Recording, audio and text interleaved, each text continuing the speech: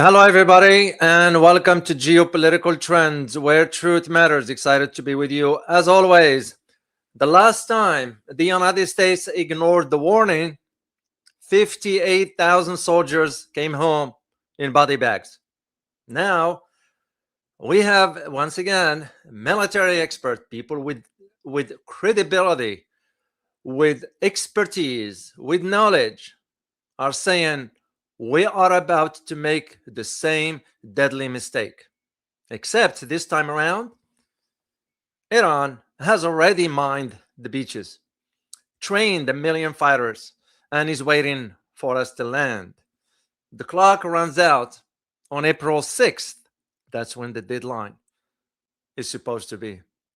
And the big question that begs us to ask is that are we walking into the most catastrophic trap in American military history? It's a fair question. And that's what I'm going to be addressing for you in this live stream. Events are moving at a faster pace that I can keep up with. But again, that's part of the developments, and you're going to have to prioritize as to what the community needs to know and understand about what is going on with particular developments in the southern part of Iran, specifically in the Kharg Island. So we will talk about this in a second here. So what I'm going to be doing here, I'm going to be sharing with you two clips. I'll do the translation. They are short. I decided to keep those. The second one is long, but I'm only going to keep it short. Then I'll provide you my own analysis about these developments and conclude with some clips that you need to know, and also gives you an idea about what I'm going to be covering next week as far as these developments of the ongoing war between the US, Israel, and Iran. What we have right now, we have people with knowledge, a background in the military, a background in foreign policy, a credible background in geopolitical aspect, are going on the record right here in the US with chilling warnings. Iran is setting a deadly trap for US ground forces, and Washington is about to fall into it. This is exactly what they're saying. So the idea is, and I kind of support that argument. It's because to land on an island like Kharg Island, if we shouldn't be naive to think that Iran didn't think of this scenario years and years, if not decades ago, and they didn't have a strategy and plan in place. It will be naive of us to just assume that Iran has no plan whatsoever.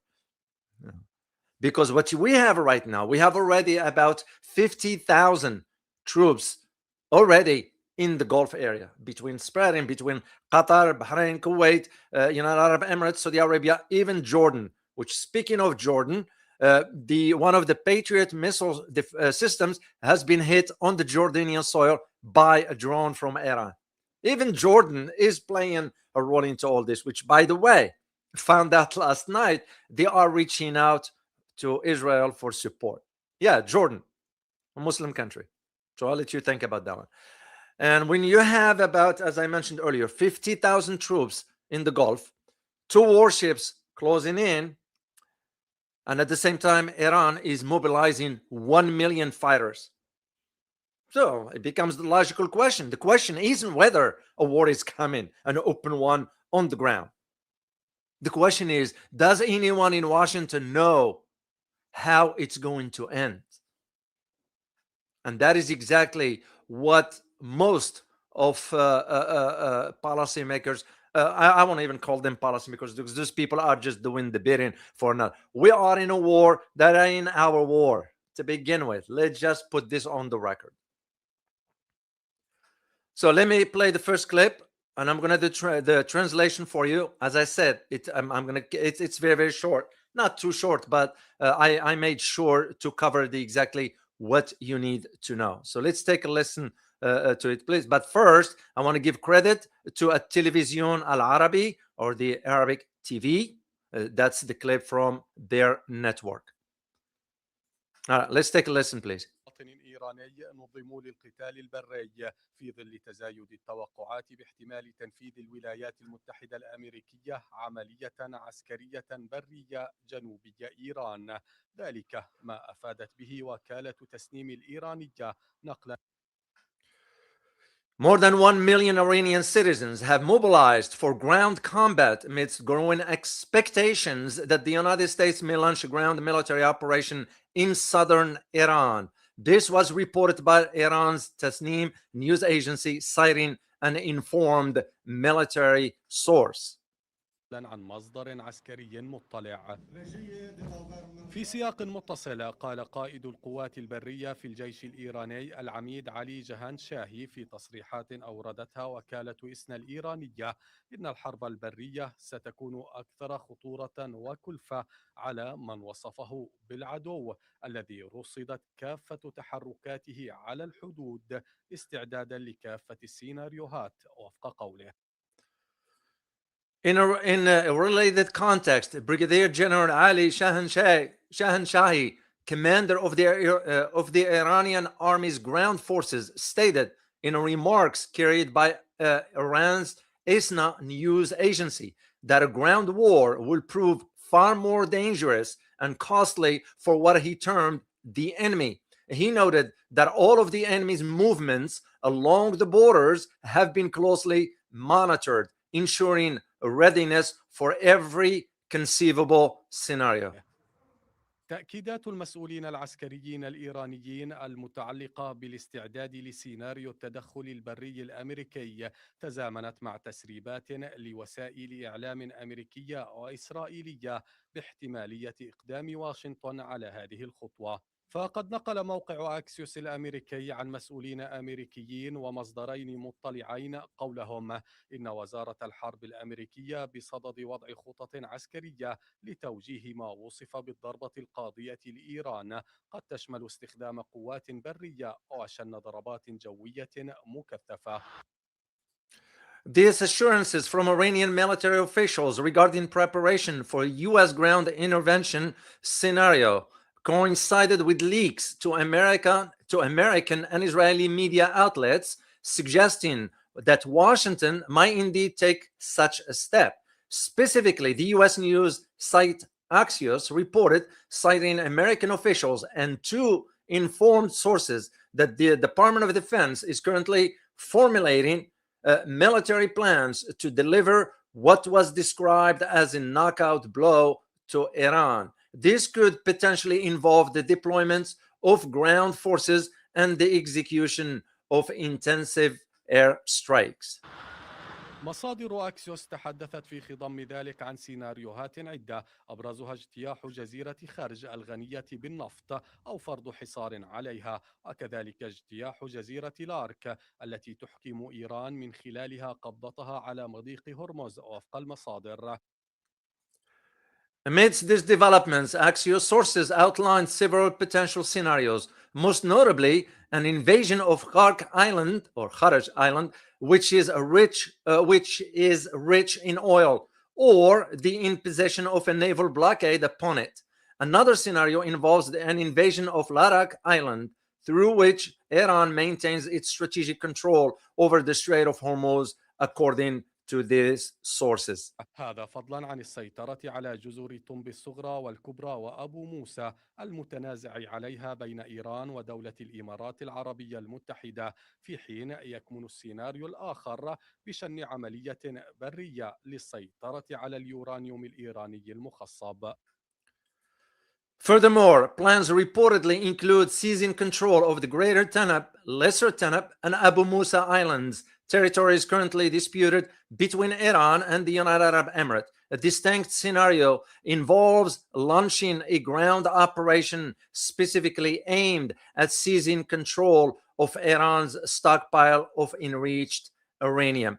Let me just say something before I continue here. I need to make you aware of what United Arab Emirates is doing right now. Is they are sort of asking other countries.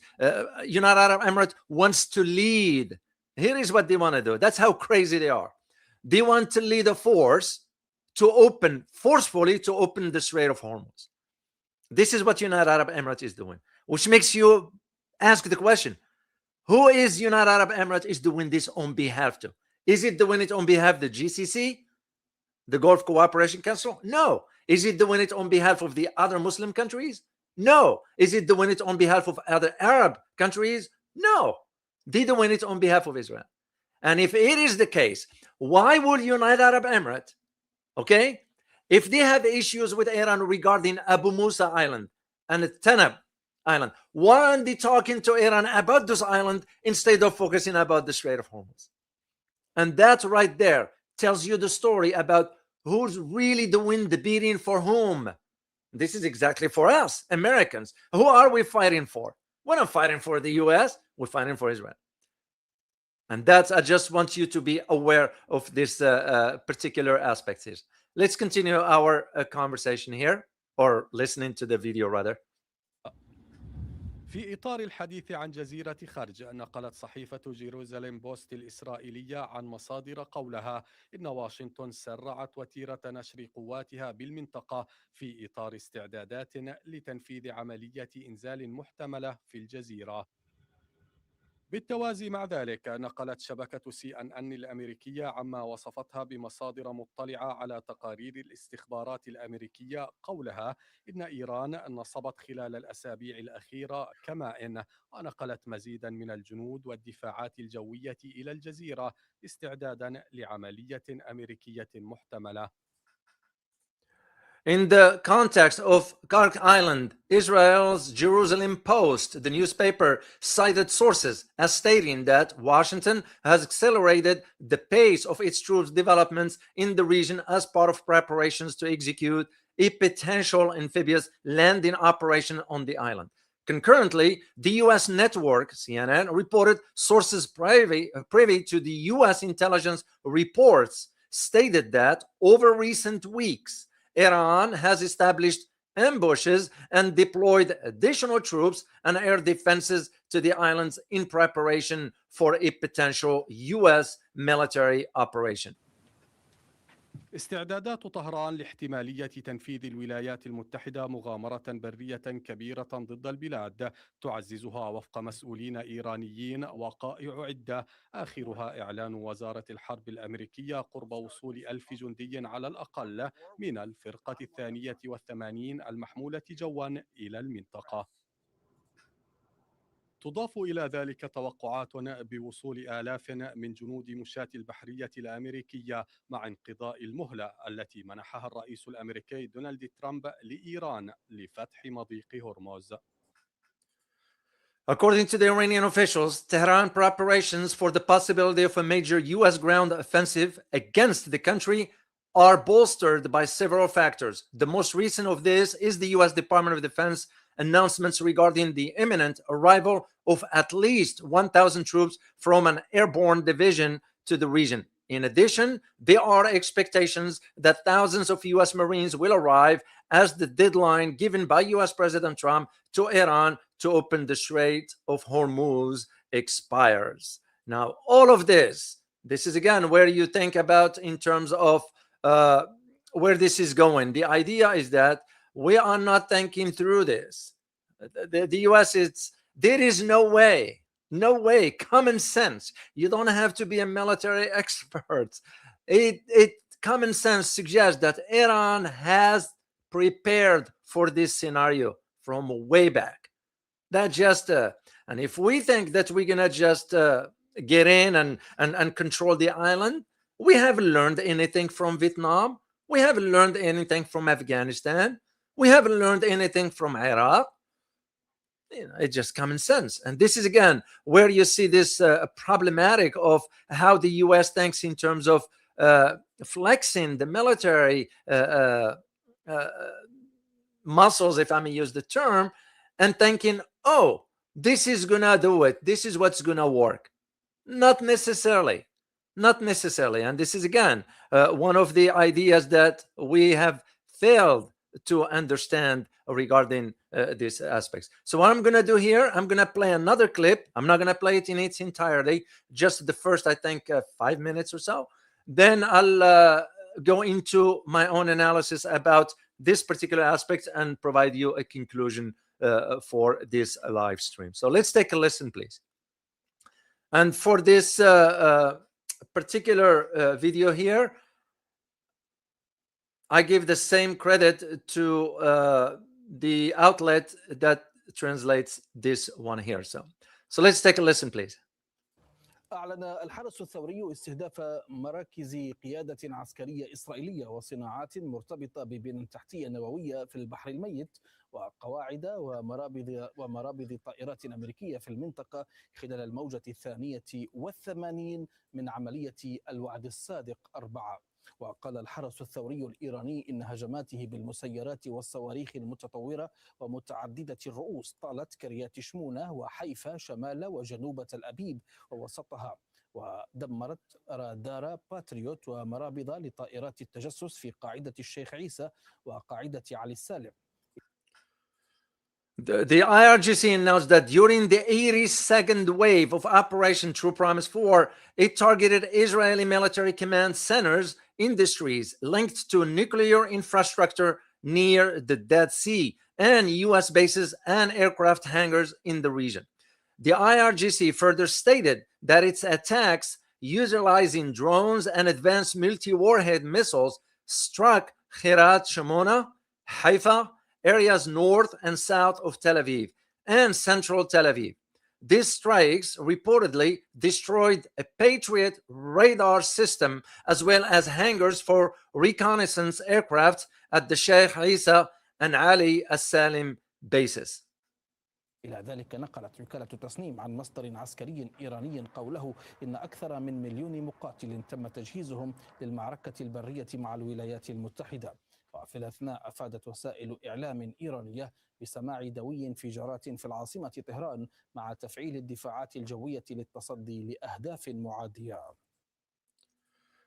Furthermore, the Tasnim news agency quoted an Iranian military source as stating that over 1 million combatants have been mobilized and equipped for a ground battle against the United States. Meanwhile, Iranian media outlets reported hearing the sounds of explosions in the capital, Tehran, as air defense systems were activated to intercept hostile targets. هذا وأفادت وسائل إعلام إسرائيلية بسماع دوي انفجارات في تل أبيب الكبرى والقدس إثر هجوم صاروخي إيراني مع سقوط شظايا في منطقة مودعين غربي القدس. هذا وأفادت وسائل إعلام إسرائيلية في وقت سابق بإصابة عدد من الأشخاص جراء سقوط شظايا عقب هجمات صاروخية إيرانية في عدة مناطق بإسرائيل. Sorry. Where is this one? Right there. Separately, Iranian media reported hearing explosions across greater Tel Aviv and Jerusalem following an Iranian missile attack, with shrapnel reportedly falling in the Modi'in area west of Jerusalem. Earlier, Israeli media has reported that several individuals sustained injuries from falling shrapnel following Iranian missile attack in various regions across Israel. من جانبه أعلن الجيش الإسرائيلي تدمير مواقع لإنتاج الأسلحة في طهران ومناطق أخرى وسط إيران، مشيرا إلى أن أكثر من 60 طائرة مقاتلة شاركت في الهجمات خلال 24 ساعة الماضية. إلى ذلك قال وزير الدفاع الإسرائيلي إسرائيل كاتس قال إن الجيش قتل قائد سلاح البحرية في الحرس الثوري الإيراني. For its part, the Israeli military announced the destruction of weapons production sites in Tehran and other areas in central Iran, noting that more than 60 fighter jets participated in these strikes over the past 24 hours. Additionally, the Israeli Defense Minister Gallant stated that the military had killed the commander of the IRGC Guard Naval Forces. للتعليق مشاهدينا معنا مباشرة من طهران الخبير الاستراتيجي صالح القزويني.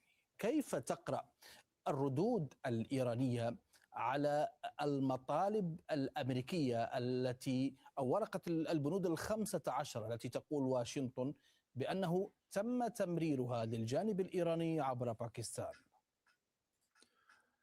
Before I'll do this, I want just to this interview with this expert inside Iran provides really. I listened to the entire clip. It's long, but it's very important to understand the dynamics of how they are framing, meaning this expert, and providing the Iranian perspective regarding this development. That is the reason why I wanted to play this part for you. So let's take a listen, please. First of all, the anchor said, to discuss these developments, we are joined live from Tehran by strategic expert Saleh Al-Qazwini. How do you interpret the Iranian responses to the U.S. demands, specifically the 15 points document that Washington claimed to have conveyed to the Iranian side via Pakistan? بسم الله الرحمن الرحيم. تحية لك أخي الكريم أستاذ كمال ولكل المشاهدين. يعني لا شك أنه بعض هذه البنود يعني مريحة لإيران. أعتقد أن إيران طالما يعني طالبت بها، وخاصة في قضية يعني إلغاء العقوبات بالكامل عن إيران، وكذلك الحال عدم تفعيل آلية الزناد مرة أخرى. ولكن هناك يعني بنود أخرى يعني لا أعتقد أنه إيران سوف توافق عليها، منها قضية أنه التخلي الكامل عن البرنامج النووي أو تخطيب. In the name of God, the most gracious, the most merciful, greeting to you, my dear brother and colleague, Mr. Kamal, and to all the viewers. Undoubtedly, some of these provisions are favorable to Iran. Indeed, I believe Iran has long advocated for precisely these points, particularly the complete lifting of sanctions against the country, as well as the assurance that the trigger mechanism will not be reactivated. Trigger mechanism is in a reference to a reimposition of sanctions, basically. That's what it's saying. However, there are other provisions that I do not believe Iran will agree to. Foremost among them being the requirements to completely abandon its nuclear program. يورانيوم ما شابه ذلك، أو حتى أنه قطع علاقات إيران مع حلفائها مع أصدقائها. هذه من ابرز البنود التي اعتقد ان ايران سوف ترفضها بالكامل. ربما يتم التوصل الى اتفاق بشان اليورانيوم المخصب بدرجه تخصيب 60% او اكثر من 60%، ولكن فيما يتعلق بالبرنامج النووي الإيراني، إغلاق البرنامج أو تفكيك البرنامج النووي، أعتقد أنه إيران من المستبعد أن توافق على ذلك. Issues such as the nuclear file, uranium enrichment, or similar matters, or even the severing of Iran's ties with its allies and friends are among the most prominent points that I believe Iran would categorically reject. An agreement might conceivably be reached regarding uranium enriched to 60% or higher. However, concerning the broader Iranian nuclear program, specifically its closure or dismantling, I consider it highly unlikely that Iran will consent to such terms. طيب إلى أي مدى يبدو أن هناك حالة من الاستعداد في إيران وتوقعات لعملية برية محتملة، خاصة في المناطق الجنوبية قرب مضيق هرمز أو في جزيرة خرك؟ The question was, to what extent does this appear to be a state of readiness within Iran, and an expectation regarding a potential ground operations, particularly in the southern regions near the Strait of Hormuz or on Kharg Island.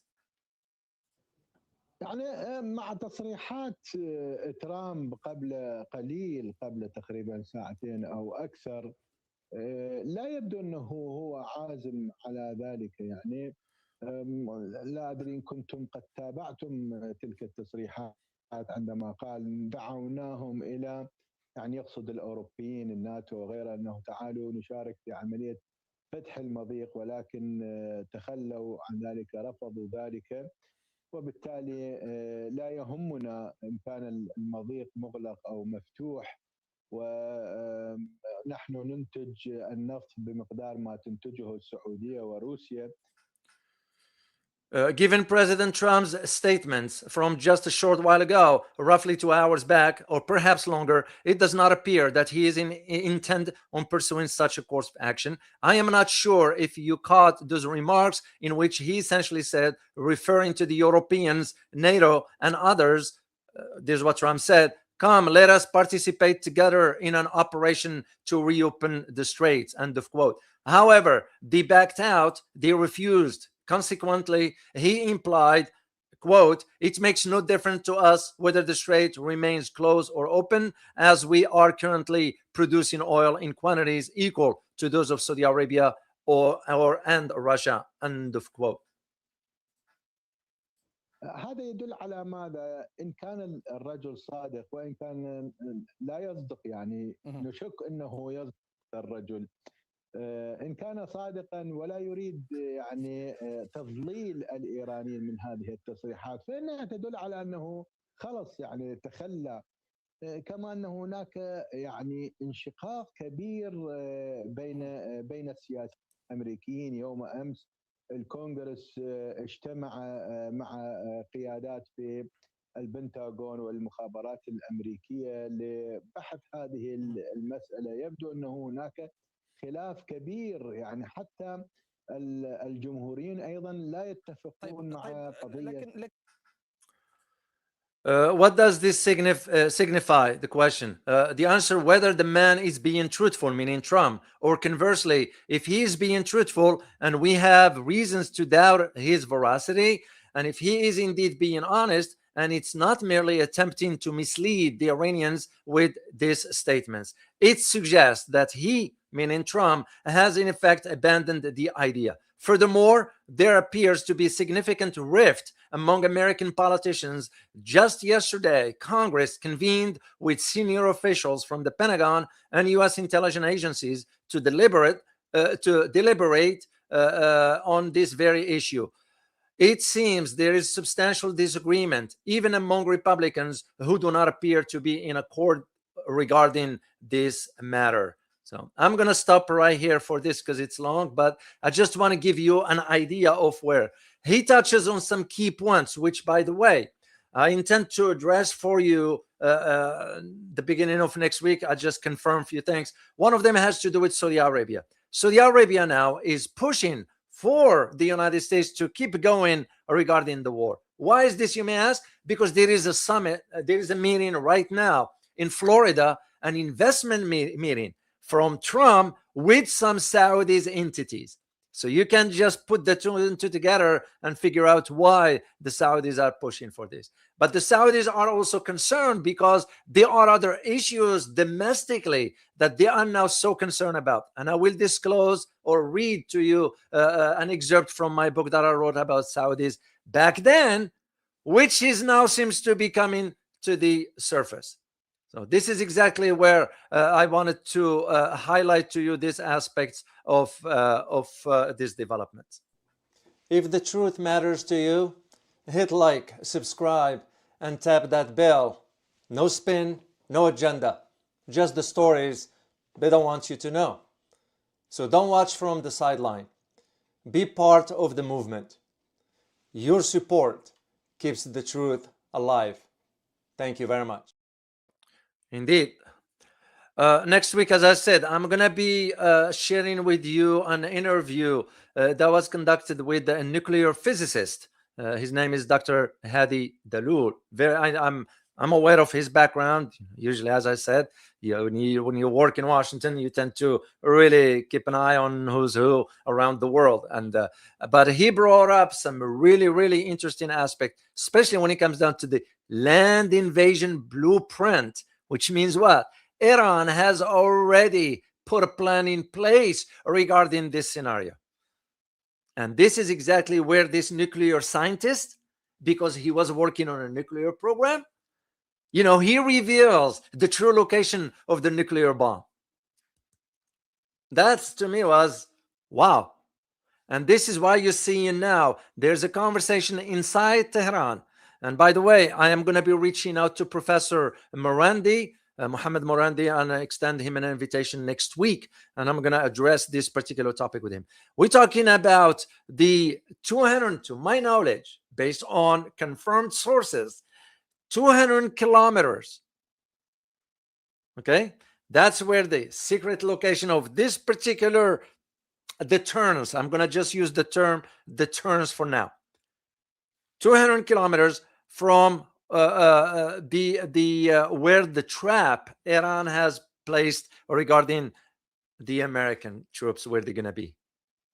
That's the, we call them, it's known in this conversation as the southern trap. That is, so next week I'm going to be doing this particular detail about this one here. Now, let me provide my own insights about what is going on with this Iran's mobilization, because you need to understand about it. As I mentioned, Iran has announced the mobilization of 1 million fighters. Because once again, I fall back to the experience in Fallujah in Iraq. We couldn't do nothing about it. That shows you guerrilla warfare we're not good at. That's one. And second, when you have people that are willing to die for their own cause, nothing's going to intimidate them. Nothing's going to scare them. And you think we have learned something from Vietnam. And I'm going to bring the Vietnam case as a parallel to this. So make sure to stay with me here till the end. And this is, again, what it's been described as a suicidal U.S. ground war on Iranian soil. Tehran is particularly focused on defending Kharg Island or Kharg Island, where nearly 90% of Iran's oil exports flow from. And it makes common sense.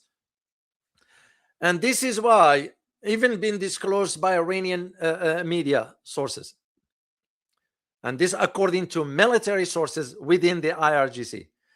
Here's what they state, and I'm paraphrasing here, that in addition to organizing this 1 million people for a ground war, recruitment centers for the besieged militias, the IRGC, the regular army, have all been flooded with requests from young Iranians to enlist in recent days.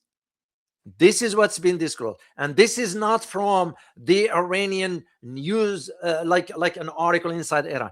I found this one from outside Iran, and this might surprise you. It was a magazine in South Korea. Just think about it. Why South Korea is important to Iran? Because South Korea imports most of its oil from Iran. Makes me just wonder, we'll disclose this one. Now, the question becomes is this a trap? As a geopolitical analyst, I find myself have to ask that question. And my answer is yes. Straightforward. Credibly so. And again, this is not just my word. This is the word of credible individuals with substantive expertise in this background. The argument, for example, I looked a retired colonel, Daniel Davis, and I'm going to share the quote with you. Here's what he stated, and I quote: "Iran is setting a deadly trap for U.S. ground forces in the Strait of Hormuz, and is waiting for Washington to fall into it." End of quote.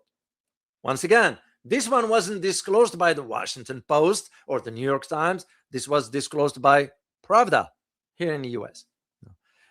Even the intelligence agencies, the intelligence community, some sort of, it's backing this argument, meaning supporting this, the premise of this particular argument. Iran has been laying traps and moving military personnel and air defenses to Kharg Island in recent weeks to prepare for possible U.S. operations. They knew that this is going to be coming. And this is according also to U.S. intelligence sources. They're not going to go on a record, of course, because a lot of people will not, I don't know. I can understand matters of intelligence. You can't, because you'll be breaking the law. But in the matter of being as an advisor to Donald Trump, whatever, those people are so weak. They're useless. They couldn't tell him what he needs to hear. They told him what he wants to hear. And this is why, when you look at Kharg Island, and I have a picture for you here. I'm going to share it with you. What you're looking here is those are for the oil. That's where they keep the oil because for the transport and so forth. Here is the island. The island is this tiny dot right there. That's where the island is. This is not the entire region. That's Bab el-Mandeb. Bab el-Mandeb, which, by the way, and I'm going to touch on this briefly because I'm going to do live for you, a live stream about it soon. But I need to tell you now that the Ansarullah Houthis have announced that they're going to shut down Bab el-Mandeb. Just think about what it's going to do right now. But going back to Kharg Island, or Kharg Island, that is, this is where you are looking at the island has been prepped with layers of defenses that including shoulder fire surface-to-air missiles. These are the man pads. And Iran, believe it or not, has been laying anti-personnel and anti-armor mines on shorelines where U.S. troops will land.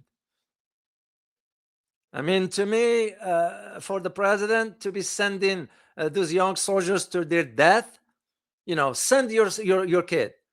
And those members of Congress, send your children to fight. And for the one like Lindsey Graham that he will die for Israel, why don't you go and fight over there? If you really want to die for Israel, you go and fight. It just shows you. It shows you what is going on with this aspect here. And once again, for the Kharg Island, just for you to have an understanding, it's a vital Iranian oil terminal and a military base located approximately 20 to 30 kilometers, between 15 and 20 miles off the Iranian coast in a northern Persian Gulf. And the whole area is about 20 kilometers square meters.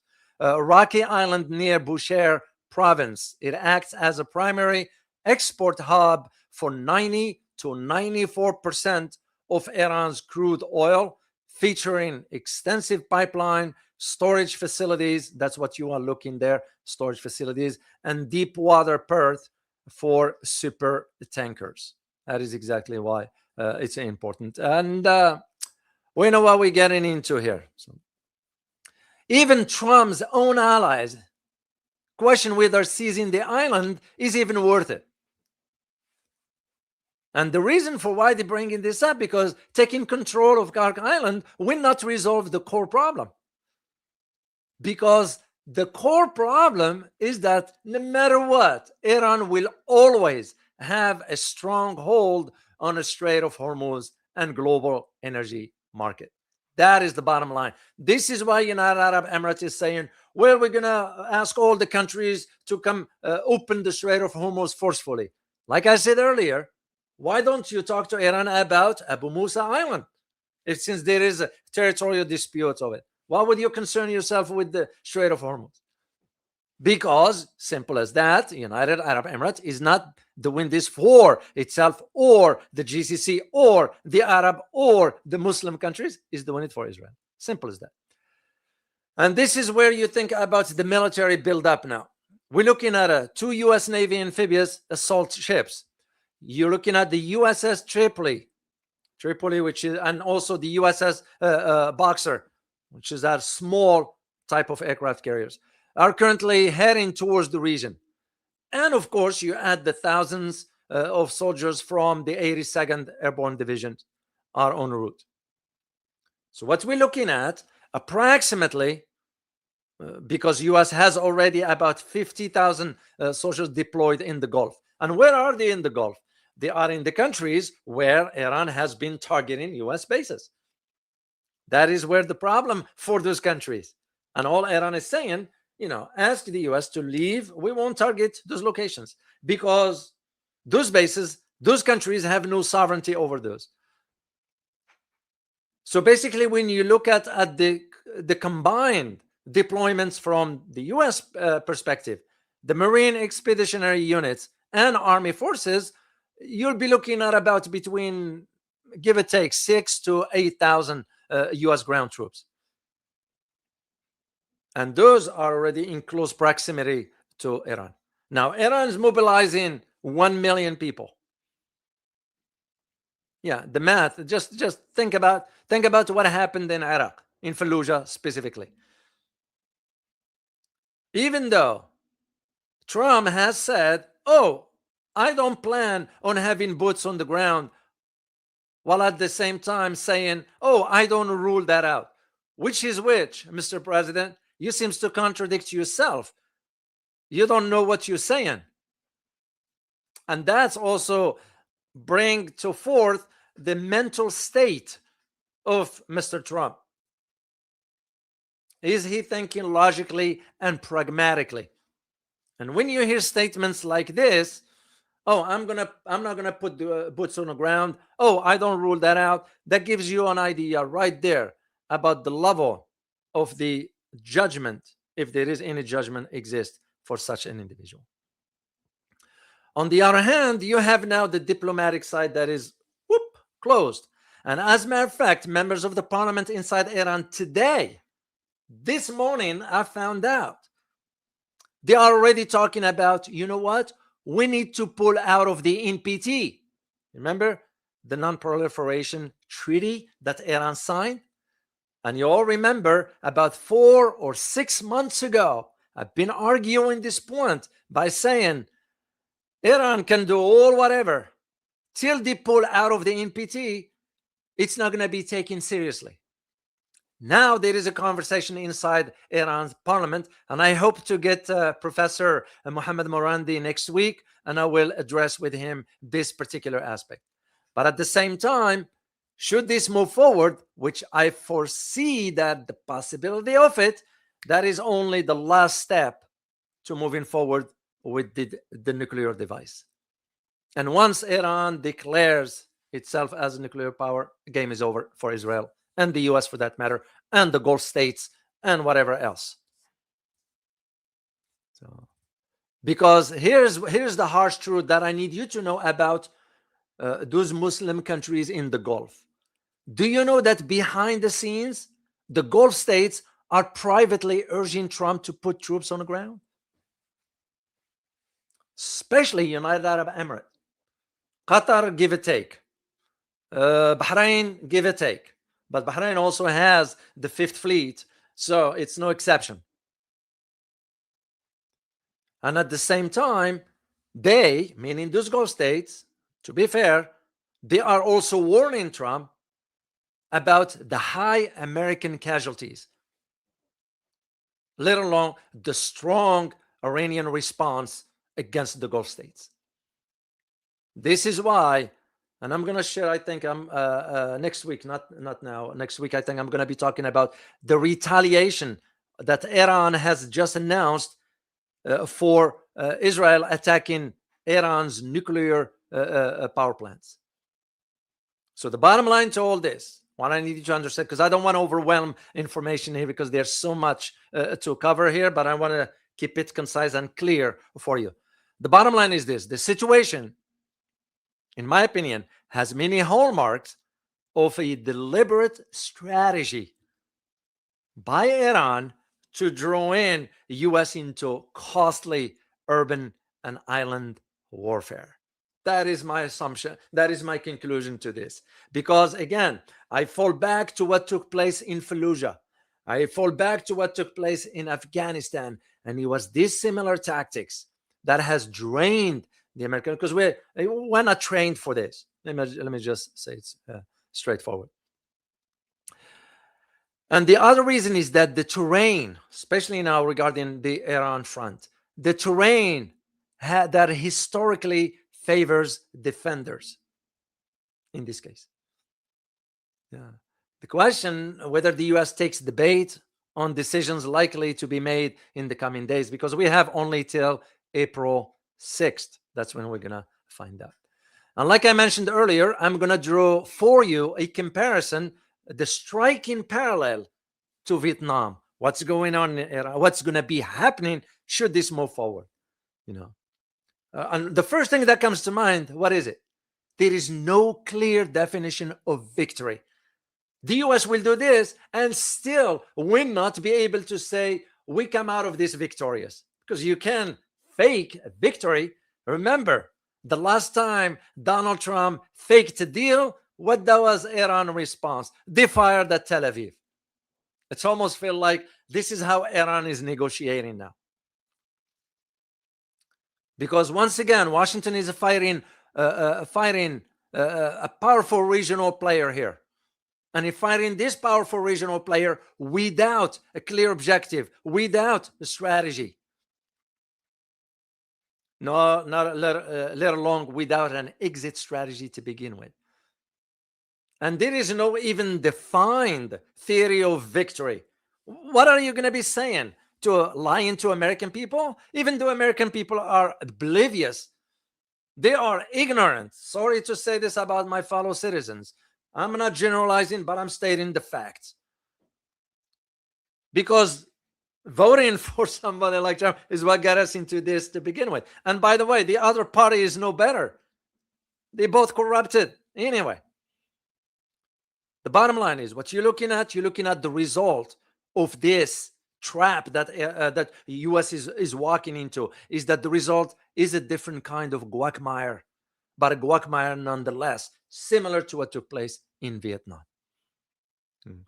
Now, there are those who will say, they argue, oh no, Dr. O, this can be. No, I can't.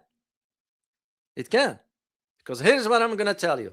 I'm going to tell you the shifting justifications for the war by Donald Trump, which tells you right there, the guy doesn't know. He doesn't know what he wants, but also it tells you who is in charge of him. It's not himself. Don't fall for that bravado of being loud and on. It's just a facade. They are the hidden hand behind the scenes that dictate to him what to do and not to do. And he had to oblige by those orders. I am convinced 1,000% that the Mossad has something very damning about Donald Trump. That's the bottom line to it for me. So here's the thing. Trump offered the justification that Iran had been preparing to strike first, which is a lie. Iran was never threatening the U.S. It was never threatening the U.S. bases in the Middle East. Well, it did not, which is a contradiction that every credible analyst with credibility, with expertise, with the knowledge, flag this as an evidence of the administration that it has no coherent strategic objectives. Because once again, I'm using history. I'm simplifying this for you, my dear community. I'm simplifying it by providing you historical evidence. This setting echoes, in my opinion, the Gulf of Tonkin resolution. Key moments in Vietnam had been based on faulty claims, if not outright lies. You all remember what LBJ, who's from my state here, what he did. Because this is revealing how far presidents are willing, even back then in Vietnam and now, willing to go in betraying public trust. Trump is no different. Any American president is no different. Give or take, I'll take Jimmy Carter to a degree. Here is the other aspect, is the asymmetric warfare. The weaker side's advantage.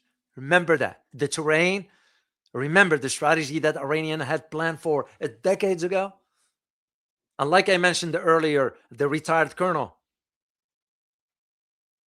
because it was a famous anecdote from a Vietnam analysis. And here is what happened. The North Vietnamese colonel who said, and I quote here, back then, we never lost a battle, end of quote. To which his counterpart replied, quote, that may be true, but it is also irrelevant, end of quote. Think about it. The Iran government or Iran entity as a whole similarly has a grip on the country that doesn't appear to be affected by U.S. tactical successes and all that stuff. Yeah, you're seeing this B-52 and all this movements of the U.S. No, it's not. And the other aspect that I have learned from way back for the last 30 years or so, and again, remember, I've been in certain conflict zones, Afghanistan, Iraq, part of Syria. You're looking at a certain Saudi Arabia and others in Africa and so forth. The one thing that I've always thought of, or thought about rather, is that overconfidence breeds by easy wins. That is exactly what Donald Trump fell into. And again, using history as my guide and as a proof, evidence. You remember the statements coming out of Washington following the US intervention in Venezuela in January 2026? Because what happened with that? It produced rapid results with minimal blowback. And that in itself appeared to validate Donald Trump's faith in coercive actions. Oh, I can do now this with any country. Yeah. But here is the thing you need to learn from history, is that clean victories are dangerous teachers. Trump didn't learn from this. They inflate overconfidence precisely when skepticism is most needed. And that is exactly where we are right now. And I'm not going to even talk about the members of the political elites here in Congress, a corrupted and dysfunctional Congress. The gap is deeply troubling. We have a members of Congress that's supposed to work for the interest of the American people. The next question that I had to ask, part of this very brief analysis here, where Iran is actually worse than Vietnam. We have to think about it. Because remember, the assassination of the supreme leader Ali Khamenei, the late Ali Khamenei, the targeting of the strategic assets in Iran. What is the consequences of all that? Because it has propelled Iran into an endless war now. Posturing. This is why I said 3 videos ago when I did 3 week ago when I mentioned about Iran is moving from a defensive posturing into offensive posturing. That's what I was referring to here. Iran now is participating in what I called nothing to lose psychology. That's it. You can intimidate them, you can scare them, they are in it for till whatever.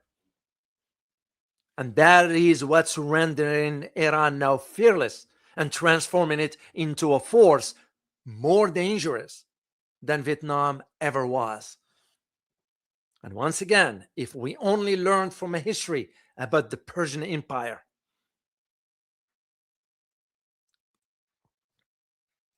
Iran has also a weapon called Ho Chi Minh. Remember who Ho Chi Minh was in Vietnam or to Vietnam? And Iran has that weapon that it never had, Ho Chi Minh. And you know what it is? Iran's Iran geographic possession and the possession over the critical energy infrastructure. That in itself gives Iran a cohesive instruments that Vietnam never possessed. Because why? Iran is within strike of a finger, capable of triggering a global recession without firing a single additional missile.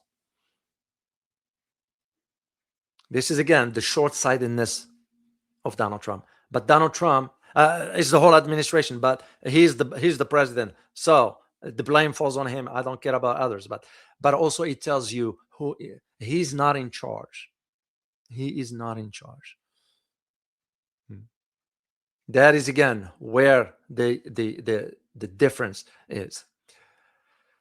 Now, briefly, once again, what is the scale of what a ground war will look like and what it will even mean? Think about it. Any serious American invasion of Iran will likely rival or exceed the scale of Vietnam or even the 1991 Gulf War. because first of all, it's going to make it the largest U.S. military undertaking since World War II. And looking at the fiasco of the invasion of Iraq in 2003 as a comparison, look at the Iran population size. And even if we are to go with that assumption, you're going to need a minimum of about 1.8 million troops. Can we? I don't think so. Iran is going to wait till. And I just want to provide you this brief comparison or parallel to Vietnam. The bottom line to it that I need you to get out of this is that the Vietnam comparison might not be perfect because there are no jungles, no Cold War proxy dynamics. And US air power is far more precise today than it was back then. It's a fact, it's reality. But what you need to consider is that the strategic DNA is hauntedly similar between that of Vietnam and that of Iran. An undeclared war, undefined victory conditions, adversary, Iran in this case, that is willing to absorb the punishment indefinitely, and a domestic political clock that is ticking against Washington. And this is, again, invasion of Iran will entrap Washington in a quagmire similar to that of Vietnam. If we think we're going to just land and take over, no. Because it's going to eventually end up at the U.S. defeat. Whether history repeats itself or not, on also whether Trump chooses this escalation or an off-ramp exits before April 6th remain to be seen. That's the way I see it. And that's, again, I'm going to be doing, as I said, I am trying to confirm some info and so forth. What I would be talking about is Iran vows a devastating response to Iran's attack targeting its nuclear facility, which just happened yesterday. That's why I'm keeping up trying to provide you what is of importance for you to know. I don't want to overwhelm you with information. Second thing, I'm going to also be addressing that the IRGC announced the downing, and I'm going to look at the clips and verify information. The downing of 2 U.S. F-16s and an MQ Reaper. And the one that I'm going to do separately, it has to do with the announcement yesterday of the spokesperson for the Ansarullah military, Yemen military, Sarir, that the Houthis or Ansarullah officially entered the war. As a matter of fact, they are launching a barrage of missiles targeting Tel Aviv, and also have also threatened to shut down Bab el-Mandeb. And they're going to strike U.S. bases in the region. Once again, it's those countries. As a matter of fact, Sarir, when I listened to the statements in Arabic, used some specific words, specifically towards the Saudis. Why? Because the Saudis behind the scenes now is seeing that the oil price is going up. The prices is good for them, but how are they going to get the oil out anyway? So the Saudis playing both sides. But as far as what the Houthi is going to be doing soon, it's going to make this look like a child play. This is the attack by the Iranian missile that targeted Ben Gurion last. And I did the video for you. I forgot to show you the picture. I kept it. Now, Houthis, Ansarullah, are already firing missiles in Tel Aviv. So I'm going to look over the weekend for today and tomorrow for those key pictures and so forth, and share them with you. So here's my conclusion. Here is where we stand. The bottom line is that the U.S. finds itself now in one of the most dangerous crossroads in its military history, beside what happened back in Vietnam or Iraq or Afghanistan. Iran has spent months, I'm talking months, preparing for this specific scenario, preparing for a ground war trap, mining the beaches, fortifying Kharg Island, mobilizing over 1 million fighters, and of course closing the world most critical choke point, mainly to the US, Israel, and any other complicit in the war, showing all this. And as a matter of fact, I think I have a clip. Yes, I do have a clip I'm going to share with you about a Pakistani tanker that was inflamed by a drone by Iran, and I'll tell you why in a second here.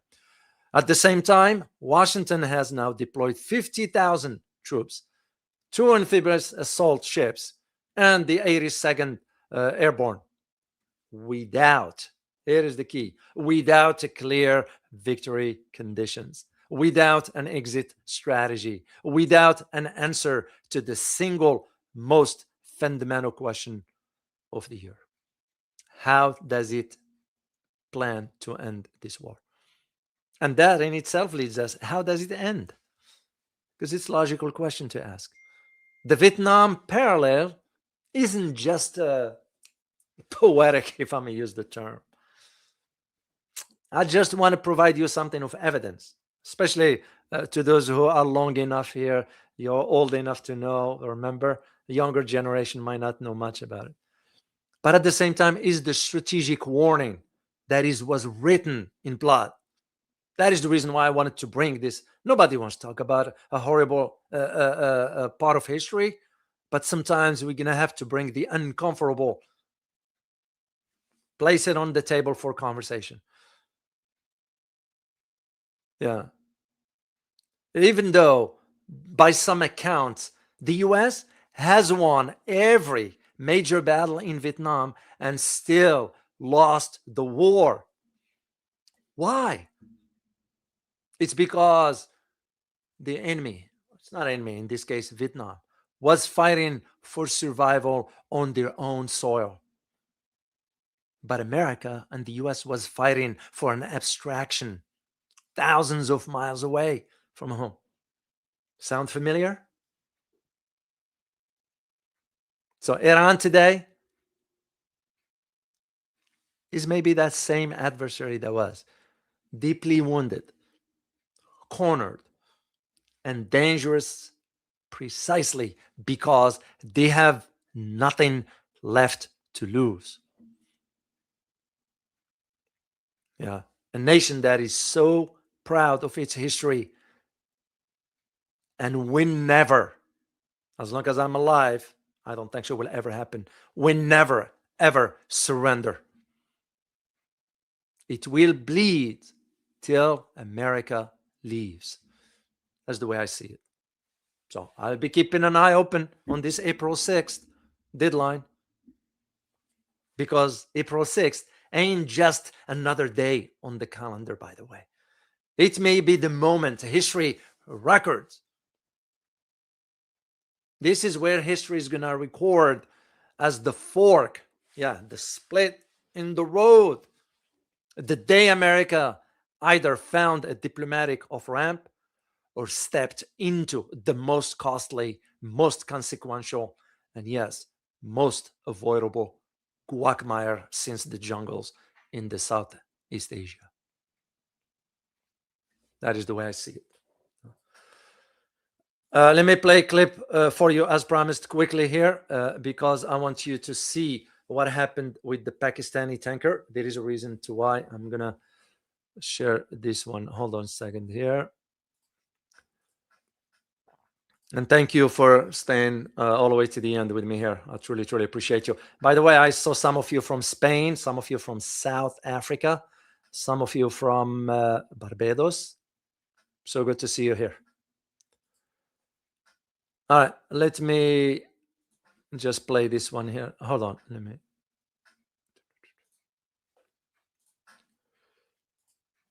All right, take a look.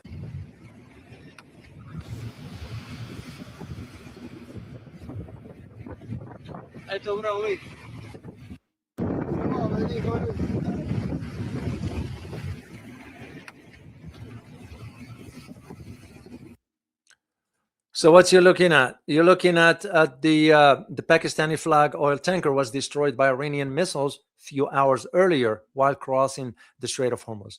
A few hours earlier, that wasn't from yesterday, that was from the day before. Pakistan, because here's the thing, and I'm going to confirm this one. I have my contacts in Islamabad, and I'm going to find out. Pakistan has earlier betrayed Iran by rerouting Iranian oil to the US. This is a reply by Iran to Pakistan. And I'm very, it's perplexing if it is the case, and I'm going to find out. The second one is I want to show you quickly here. It has to do with Hezbollah. What is Hezbollah is doing to Israel in the southern part? Take a look here. And again, I'm gonna check on this. I just want to... sorry, I can't play the sound here, but I'm gonna mute it. This is a Hezbollah ambushed multiple Israeli tanks and killed 15 soldiers in Lebanese farmland.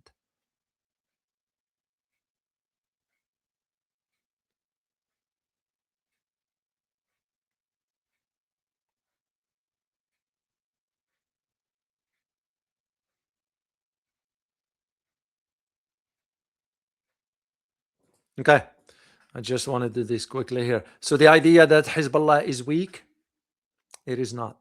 Here is, and I don't want to get ahead of myself about Ansarullah, because I'll do a specific video for you about that one. Is what I said back then. Remember, Israel will not be able to sustain 3 fronts, and I did say this on the record. One from Hezbollah, at the same time from the Houthis, at the same time from Iran. And this is exactly what we're gonna be witnessing soon, as Houthis have announced they are entering the war. The last clip I want to share with you is about MBS. Mohammed bin Salman. Why is this important? Because I'm going to share a clip with you from my book and put it in perspective. What it says right there, it says ولي العهد السعودي محمد بن سلمان يقول كل اللي أخشاه اليوم من المواجهات بين إسرائيل وأمريكا من جهة وإيران من جهة ثانية إن استمرارها ممكن يهز الداخل السعودي ويزرع القلق بين الناس ويخلي البعض يشك في قدراتنا على حماية أمننا وأرضنا. Basically, what MBS is saying is that what I fear from the confrontation between the Saudis and the American on one hand, between the Israelis, between Israel, US from one end, and Iran on the other, is that the continuation of this conflict could shake the foundation inside the Saudi society, and it will implant fear among people, and some of them will start to doubt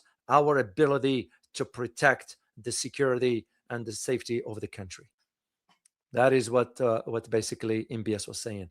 But with this, I want to share quickly my excerpt from my book that I wrote about the Saudi Arabia and brought up this point back then. Exactly. Here is what I wrote back then. Simultaneously, Saudi Arabia's domestic tensions include high unemployment, continuing restrictions against Saudi women, and discrimination against its Shia minority.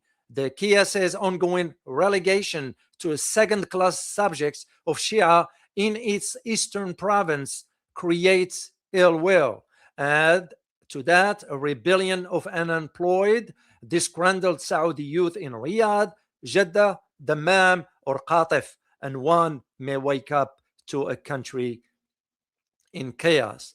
Further, the ongoing discontent of its youth, in addition to issues in the Shia eastern province of Ash-Sharqiyya, could quickly cause things to take a different turn, leading to major demonstrations that could destabilize the monarchy. Could this scenario be what it is fueling terrorist recruitment in Saudis? That was the question I asked back then. Anyway, I came to an end here with this one here. I'm going to be, as I said, I am working on different stories, especially the Iran's threat to retaliate following what Israel did. And hopefully, Professor Mohammed Morandi will be here next week, and I'll address this with him should they decide to show up here. So I'll take this opportunity to say thank you to 088 for buying me cups of teas in support of my upcoming Asia trip. Thank you so much for that. And also, I want to thank Mr. M. Morshid, Muhammad Morshid. Thanks for becoming a new member on Buy Me Coffee and for your support. And remember to join me and other members for when I do the live Q&A on April 3rd at 1900 hours. I will be doing that for the community. Remember tomorrow to be on a lookout for the video I'm going to be releasing is a recorded analysis that I did regarding Iran, US. Be on a lookout for that at 12:30. I will be releasing that one. And I want to say thank you to Army with Harmony once again for your continued support for the channel. I'm very, very grateful. Question: do you think Iraq will take back Kuwait? No, it won't happen. It's not going to happen because it's more of it's not going to happen. It's not going to happen. Iran tried back in 1991, moved on, and that's it. What it's going to be now to look for is whether U.S. military bases will leave the Gulf. That is what we're going to be looking for in the next coming in the coming weeks, months, maybe a year or so. So I look forward to that. I hope you enjoyed this, and I look forward to seeing you next time. As always, remember, geopolitics impact your daily life in more ways than one. See you guys. Bye-bye.